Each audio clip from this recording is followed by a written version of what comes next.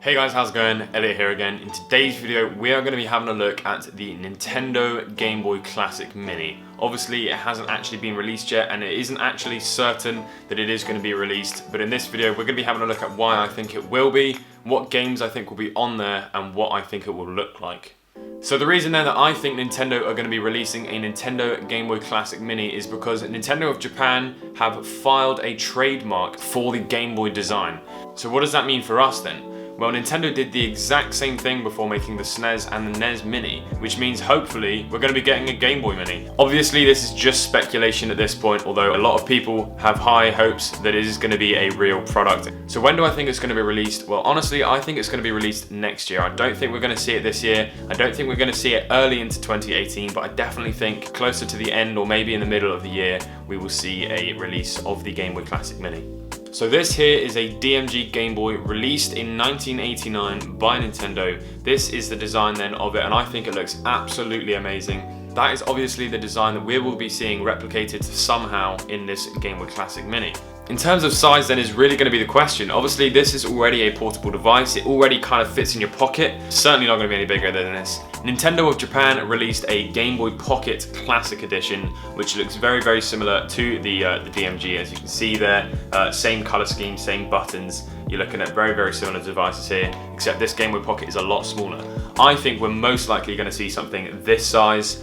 I would say this then is going to be a pretty good size for the Game Boy Classic Mini. I definitely wouldn't want it any smaller than this, and definitely not any larger than this. That being said, Nintendo did actually release these not too long ago. I would say probably around 2004, 2005, and these are tiny, tiny, tiny little Game Boy design type things which play basically Game & Watch games. We haven't got a double button setup here, it's just the one button along with the D-pad. So hopefully we're not going to see anything that small.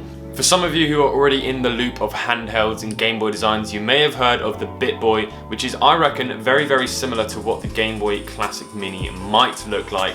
Obviously, it's a very small little form factor, a very portable little device.